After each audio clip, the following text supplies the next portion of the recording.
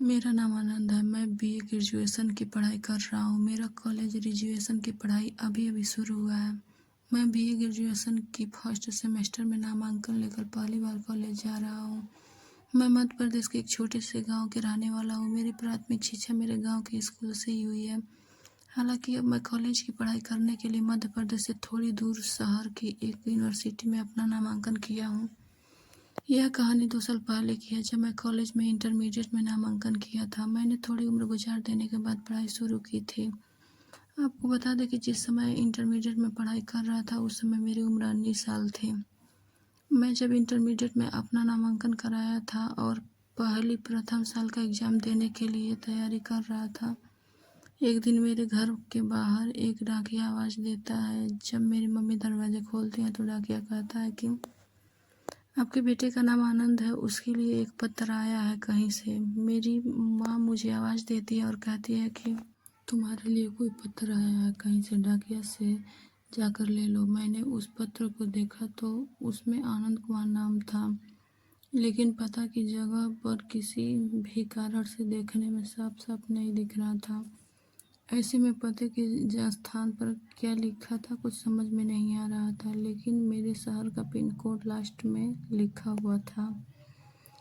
डाकिया मेरे गांव में शायद मुझे जाना होगा, इसी कारण से किसी और का पत्र मेरे हवाले करके चला गया था। जब मैंने उस पत्र को खोला तो वह पत्र प्रेम पत्र था, जिसमें एक लड़की अपने प्रेमी को लिखा था। लड़की अपने प्रेम पत्र में लिखी है कि जानू, क्या आपको मेरी याद नहीं आती है? क्या मैं आपके बिना किस तरह से जी रही हूँ? मैं आपके प्यार में तड़प तड़प कर मर रही हूँ और आज तक आपका एक पत्र भी मेरे लिए नहीं आया। हालांकि मैंने ज़िंदगी में कभी आपको देखा नहीं है, बस पत्र के माध्यम से ही बातचीत हो रही है, लेकिन मैंने देखा है कि कुछ दिनों से आपका पत्र बिल्कुल मेरे पास नहीं आ रहा है। मैं आपका हालचाल लेने के लिए बहुत परेशान थी। आनंद को पता नहीं चल रहा है कि पत्र किसका है, लड़की कौन है और किसके लिए पत्र लिख रही है। आनंद को लगातार लड़की बहुत ज़्यादा दुखद प्रेम पत्र लिखती थी, इसीलिए वह अपने जवाब देने के लिए एक प्रेम पत्र लिखता है और उसमें कहता है कि मुझे कुछ काम था, इसी कारण से मैं तुम्हें पत्र भेजना भूल गया था। दरअसल मैं अब प्रेम पत्र भेजना भूलूंगा नहीं, बल्कि जहाँ मैं आया हूँ वहाँ कोई अगल बगल में डाकघर नहीं है। इस कारण से मुझे तुम्हारे पास पत्र भेजने में काफ़ी समस्याओं का सामना करना पड़ता है। मैं यह पत्र लिखने के लिए अपने काम से जहाँ आया हूँ उससे लगभग 40 किलोमीटर दूर पत्र भेजने के लिए आया हूँ। हालांकि जहाँ मैं काम करने के लिए आया हूँ वहाँ मेरा प्रोजेक्ट पूरा हो चुका है। ऐसे में अब मैं बहुत जल्द घर पर आ रहा हूँ। अब आपको पत्र पाने में समस्या नहीं होगी। आनंद अपने हाथों से यह पत्र लिखता है और डाकघर में जाकर लड़की के पते पर भेज देता है। कुछ दिनों के बाद आनंद को फिर से एक पत्र मिलता है, जिसमें प्रेम भरी बातें और बहुत सारे मिठास लिखी हुई थी। आनंद को यह सब पढ़ने में बहुत मजा आ रहा था, जिस कारण से वह और एक पत्र लिखकर उस लड़की के पते पर भेज दिया था। बहुत दिनों तक ऐसा ही चलता रहा और करीब 1 साल से ज़्यादा दिन इसी तरह का प्रेम पत्रों का आना जाना लगा रहता था। अब मुझे भी उस लड़की से थोड़ी थोड़ी प्यार होने लगे थे। उस समय मेरे पास मेरे घर में एक मोबाइल भी था और टेलीफोन भी था, लेकिन मैंने कभी भी उसका जिक्र उस लड़की से नहीं किया था। हो सकता है कि उस लड़की के घर में टेलीफोन या मोबाइल हो, लेकिन हमारा बातचीत सिर्फ प्रेम पत्र के द्वारा ही हुआ करता था। मैंने भी कभी उस लड़की से फ़ोन पर बात करने के बारे में सोचा भी नहीं। प्रेम पत्रों का आना जाना चालू ही रहा था। अचानक एक दिन मुझे एक पत्र मिलता है। उसमें लिखा हुआ था कि मैं आपसे मिलना चाहती हूँ, क्योंकि अब मेरी शादी की उम्र होती जा रही है। मैं ज़िंदगी में किसी से शादी नहीं कर सकती हूँ। मैंने आपसे ही प्यार किया है और चाहे कुछ भी हो जाए आपसे ही शादी करूँगी। इतना सुनते ही मेरा होश उड़ गया था, क्योंकि वह लड़की जिसके लिए पत्र लिख रही थी मुझे नहीं पता था, गलती से मेरे पास आ गया था और उसी दिन से मैं उससे बात करने लगा था। ऐसे में जब मैं उससे मिलूँगा तो वह मुझे पहचान सकती है, उसे काफ़ी ज़्यादा दुख हो सकता है। यह बात सोचकर मैंने उस लड़की को कहा कि मैं अभी नहीं मिल सकता हूँ और अभी शादी भी नहीं कर सकता हूँ।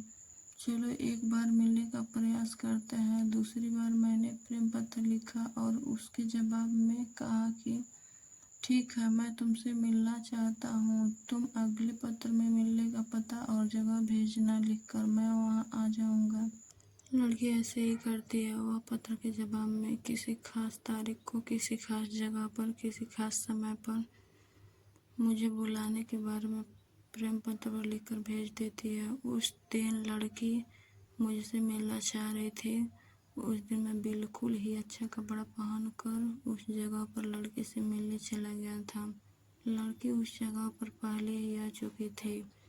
मैं काफ़ी लेट से गया था। मुझे लग रहा था कि उस लड़की को आने में ज़्यादा लेट हो जाएगी, क्योंकि मुझे पता नहीं था कि उस लड़की का घर से कितना दूर है। इसी कारण से मुझे थोड़ा लेट ही पहुंचना था। जैसे ही मैं उस जगह पर पहुंचा तो देखा कि एक खूबसूरत लड़की उस जगह पर खड़ी है। मैंने लड़की का नाम पूछा तो आनंदी बताई। उसने पूछा तो मैं अपना नाम आनंद बताया। लड़की मुझे देखते ही मेरे गले लगकर रोने लगी। रोते हुए वो बोल रही थी कि मैं कितने दिन आपके लिए कितना बार रोया करती थी। आप आज हमसे मिलने आए हैं। आज के बाद हम दोनों कभी अलग नहीं होंगे। फिर मैंने उसके आंख पोंछते हुए उसे चुप कराया और उसे यह एहसास दिलाया कि मैं अब उसके बिना कहीं नहीं जाऊंगा। मैं अब उसे प्यार करने के बारे में भी सोच सकता था, क्योंकि मुझे वह लड़की बेहद पसंद आई थी। वह लड़की बोल रही थी मुझसे शादी करने के लिए और मैं भी उसे हाँ कर दिया शादी के लिए। उसने अपने घर वालों को बताया और मेरे घर वालों को भी बताया। ऐसे में मेरे घर वाले, उसके घर वाले आपस में एक दूसरे के रिश्ते के बारे में अच्छी तरह से सोच समझ कर मान लिया था। कुछ दिनों में हमारी शादी होने वाली थी। मैं अभी प्रेम पत्रों के जरिए से ही बात किया करता था। उसके बाद मैंने अपने शहर में आनंद नाम के लड़के को तलाश करने लगा था। मैं सोच रहा था कि आखिरकार लड़की जिस लड़के के लिए पत्र लिख रही थी वो कौन है। फिर वो अचानक आनंद नाम का एक लड़के के घर पहुंच गया, लेकिन आनंद घर में नहीं मिला था। आनंद उसके माता पिता से बात करता और कहता कि आपका बेटा कहाँ रहता है। यह सुनकर उसके माता पिता रोने लगे और कहने लगे कि मेरा बेटा का उम्र अभी 18 साल ही हुई थी। मेरा बेटा पास के स्कूल में पढ़ाई कर रहा था और स्कूल जाते वक्त दुर्घटना हो गया और उसकी मृत्यु हो गई। तभी आनंद कहता है कि मेरा नाम भी आनंद है, मेरी उम्र भी इतना ही है, क्या मैं आपका बेटा बन सकता हूँ। पहले वाले आनंद के माता पिता इस आनंद को गले से लगाकर खूब रोते हैं और कहते कि हमारे इस दुनिया में कोई नहीं है। एक बेटा भगवान दिए थे, उसे भी ले लिया। मतलब अब सारी बातें मेरी समझ में आ चुका था। मैं अब बहुत खुश था। मेरे एक माता पिता नहीं बल्कि दो माता पिता मिल गए थे। अब मैं रोजाना उनके घर जाया करता। इसी तरह से हम दोनों के बीच में बहुत ज़्यादा गहरी माता पिता और बेटे के बीच में प्यार हो गया था। मेरी शादी करीब आने वाली थी। मैंने अपनी शादी के बारे में दोनों माता पिता को बताया। मेरे माता पिता को तो पहले से ही यह चीज़ें पता था, क्योंकि सारी बातें तो उन्होंने ही की थी। लेकिन दूसरे माता पिताजी को मैंने यह सारी बात बताई। वह भी बहुत खुश हो गए। फिर उसके बाद हम दोनों की शादी धूमधाम से हुई, क्योंकि हमारे दो माता पिता जो थे वह बहुत ज़्यादा हम लोगों से प्यार करते थे। लड़की भी बहुत ज़्यादा खुश थी। उसके बाद से हम लोगों का जीवन बहुत ज़्यादा सुखमय तथा आनंदमय हो चुका था।